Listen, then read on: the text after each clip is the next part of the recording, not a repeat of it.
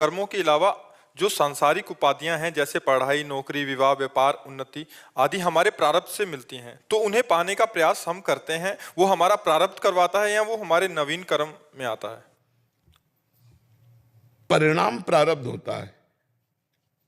जैसे हम बहुत बढ़िया पढ़ाई पढ़े और एक कम पढ़ाई पढ़े, तो कम पढ़ाई वाला लड़का पास हो गया और हम फेल हो गए। बहुत प्रयास किया लेकिन हम फेल हो गए, अब इसमें प्रारब्ध लागू हो गया।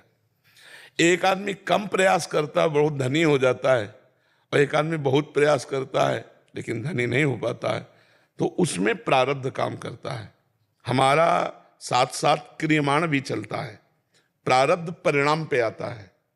प्रारब्ध जो है वो परिणाम पे आता है। जिस व्यापार किया और फ्लॉप हो गया, बिल्कुल चला ही नहीं, तो अब प्रारब्ध, प्रयास तो हम कर रहे हैं। और एक आदमी है जिधर हाथ रख देता है विजय ही विजय होती चली जा रही, उसका पूर्व प्रारब्ध जोरदार है, उतना माइंड नहीं है, उतना प्रयास नहीं है, लेकिन लाभ ज्यादा प्राप्त कर रहा है।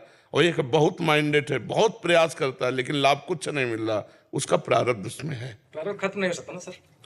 भोग के खत्म होता है, भोग के खत्म। अलग अलग पॉइंटों पे वो अपना असर दिखाता रहेगा जब तक हमारा शरीर है। शरीर खत्म, प्रारब्ध खत्म, पर संचित जमा है और क्रियमाण जाके उसी में जमा हो गया, फिर नया प्रारब्ध बनेगा, फिर भोगना पड़ेगा। हाँ, यही तो मिटाना हमारे मानव जीवन में बहुत जरूरी है कि हमको आग लगानी, जो हमारे जन्म जन्मांतरों के कर्म जमा है, संचित कर्म, उनको भस्म करना है। उनको भस्म करने के लिए नवीन कर्म करना पड़ेगा, और वो है भजन। भजन रूपी कर्म के द्वारा ही हम संचित कर्म को भस्म कर सकते हैं, दूसरा कोई ऐसा कर्म नहीं। दान, पुण्य, तीर्थयाटन, ये सब पुण्य के अंदर शुभ कर्मों के अंतर्गत आएगा। लेकिन हम राधा राधा राधा, कृष्ण कृष्ण, राम राम, हरि शिव शिव, जो नाम जपेंगे उससे हमारा संचित कर्म भस्म हो जाएगा। सर अगर परहित किया जाए तो उससे कुछ कम? भगवत भावना से, भगवत भावना, मनुष्य समझ के नहीं। मनुष्य समझ के करोगे तो 1 रुपया दोगे 100 रुपया मिल जाएगा, लेकिन भगवान समझ के करोगे तो ये तुम्हारे कर्म संस्कार को भस्म कर देगा। अच्युत भावना विहीन कर्म शुभ और अशुभ, और अच्युत माने भगवान, भगवत भावना युक्त कर्म वही कर्म। जैसे हम विद्या अध्ययन कर रहे हैं और उसको हम मान लें कि ये मेरी भगवान की पूजा है, और 4 घंटे अध्ययन को भगवान को समर्पित कर दिए, वो शुद्ध पूजा बन गई।